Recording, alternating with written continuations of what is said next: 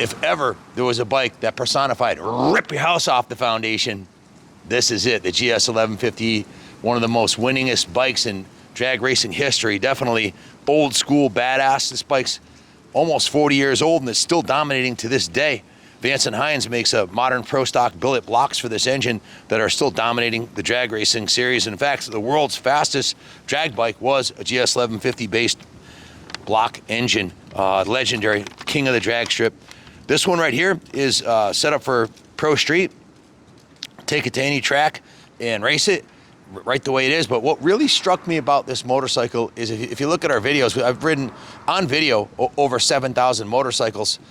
And that's just in the last 10 years. And I've been riding motorcycles since I was 15. I've ridden, I was a test rider for New England Cycle Sales back in the 80s. So I've been riding motorcycles my entire life, probably over 10,000, well over 10,000 motorcycles. And when I looked at this thing, I'll be honest with you, when I looked at it and I heard it run and I read the spec sheet, I was a little bit intimidated. I was like, man, this thing looks scary, but it's like a pussycat down low, 2,000, 3,000, 4,000 RPM. It feels nice and comfortable like a GS1150. The suspension's on point.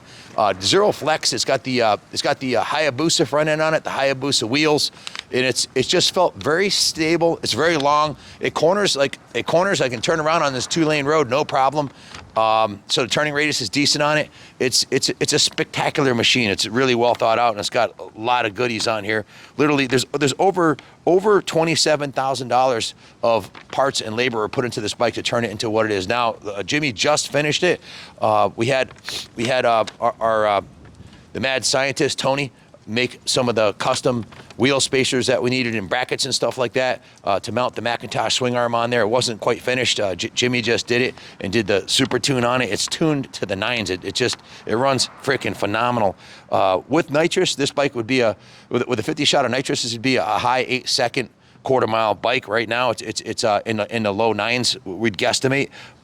Why is this engine so good? Well, it has a roller bearing crankshaft, one of the most durable ones ever, the most durable blocks ever made for drag racing. And this one was set up right for street riding on pump gas, or you could put nitrous in it, like I said, because it has a flat top pistons on it, and it's perfectly fine for a push button start.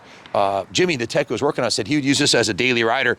And before I wrote it, I was like, what, are you crazy, Jimmy? You know, but after I wrote it, I'm like, yeah, I get it. You could hop your girl on the back here, head down to the beach, and then head into the city to do some street racing, or go to the drag strip at night. You ride it to the drag strip and race it. It's we've had quite a few drag bikes on the channel here in the last 10 years, but none of them have felt this comfortable. Like the suspension was plush.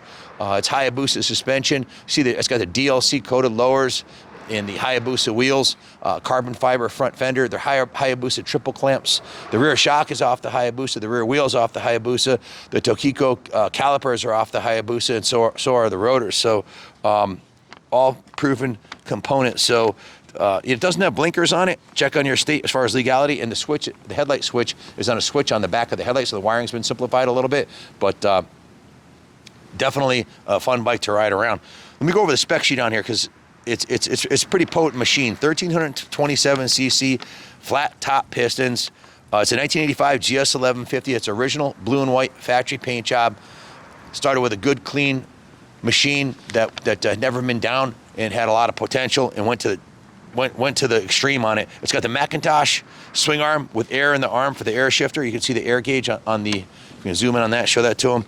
The Hayabusa wheels, the carbon fiber rear mud guard and chain guard, the carbon fiber front fender, which definitely looks badass.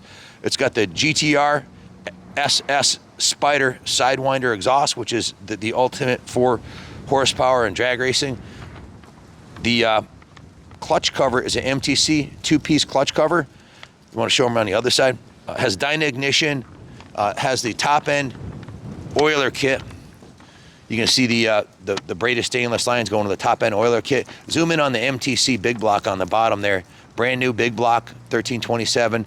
All pistons, rings, head gasket, base gasket, everything's fresh in it. New plugs, of course, new oil. The engine case cover's been beautifully polished. That's the new Suzuki TSCC logo that we just put on there. Just a spectacular piece. The Dyna has a Dyna shift light right by the tack there. MTC big block, 1327. It has the Mac shift button assembly.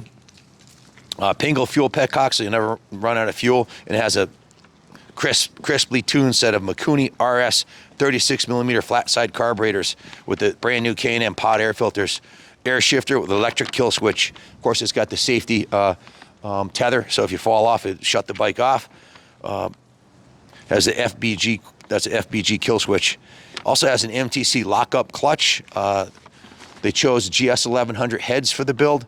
It has webcams, and the total build on this bike was about 100 hours. It may have been substantially more than that, but because it wasn't tracked perfectly. But it's a pretty extensive project, converting a regular street bike to what this is right here. It's highly customized. Over $12,000 in parts, 100 hours of labor at $150 an hour. Came out to $27,100, would be $27,100 would be the replacement cost to build this on your bike using the same components, plus the cost of a good clean roller GS1150. They're in the $6,000 to $7,000 range today.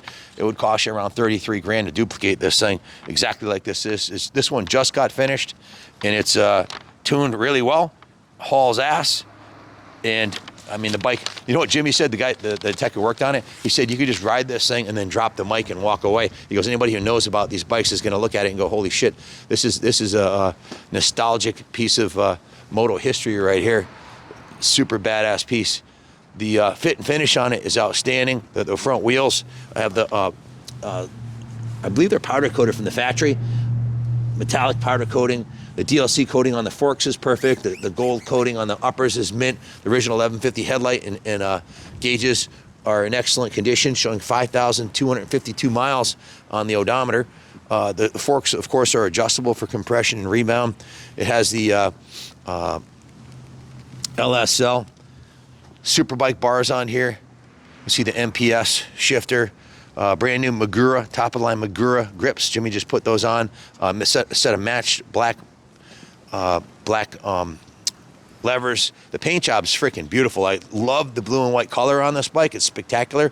Also has a custom saddle with some nice piping on it, and kind of a carbon fiber look to the side of it. Just a beautiful piece, man. No evidence of the bike being dropped or abused or neglected, it looks like a brand new motorcycle. The cylinder head's painted beautifully. Of course, the MTC block is badass. The carbs look brand new. This is a new TSCC emblem on here. We just put that on there, and the detail shop polished aluminum on the engine cases on both sides. The clutch, the two-piece clutch has just been painted beautifully, and everything's new on the bike. Stainless lines, stainless front brake cable. Going to the Hayabusa brakes, the Tokiko caliper. Come around this side here, you can see the caliper looks to be in brand new condition, as is the full throating disc. Plenty of brakes. The engine cover is beautiful, as is all the hardware. It's polished stainless hardware, blue anodized and red anodized. It's beautiful. The air shifter, all the cycle parts look like brand new, because they are. The bike literally just got finished, and this is the second time we rode it. So beautiful piece, man. Carbon fiber, really, really nice. If you have any questions about it, give us a call, 860-454-7024. This is a world-class piece. Let me spin it around the other way so you can see the other side in the sunlight, direct sunlight. It's like 35 degrees right now. We checked it with the wind chill. It's like -4. So it's pretty freaking cold out here today. Below freezing.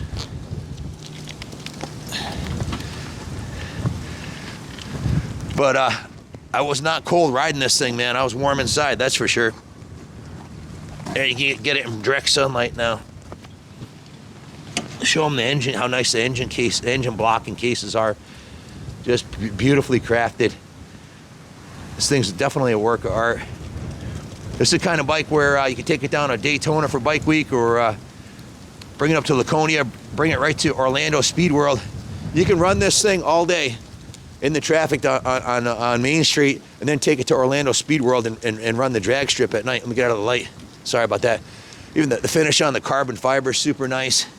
Even the bolts holding the new chain of sprockets on are anodized blue. Really nice. I don't have my glasses on. I can't read what manufacturer those are, but driveracing.com. I guess I'm not totally blind. New sprocket, new chain. Tire's got 80% tread left on it after a couple of holies I just did. Obviously will light up the tire. It's a Shinko Hookup Pro radial tire. Yep.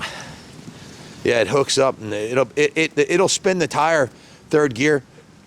Roll the throttle on it, it'll light up the tire. But it doesn't feel like it's gonna wheelie, because of course the extended swing arm, fully braced, as you can see. Brand new battery in it. Custom roaring toys. Shock linkage, as you can see here on the late model Hayabusa. This is the same shock. This is the same forks and the same wheels that you'd get on a 2020 Hayabusa. It's all second gen Hayabusa parts on this. Absolutely, no doubt in my mind, the GS1150 is a prettier body style than the Hayabusa, and the block is, well, they wouldn't still be winning races all over the world with that block if it wasn't the best in the business. If you've been looking for one of the most badass old school pro street bikes that you could ride, take this to the drag strip or take it down to the stoplights. I don't think there's too many people going to beat you from the stoplight with this thing. This one's ready to go. All the heavy lifting's done. It's ready to ride, man, and it's absolutely pristine. Front tires, brand spanking new. Jimmy just put that on like literally 2 days ago. Low profile front tire. Really, really an awesome piece. If you have any questions about it, give us a call, 860-454-7024. We ship anywhere in the country for you, and we offer financing through Freedom Road, and we do take trades. Thanks for watching. God bless America.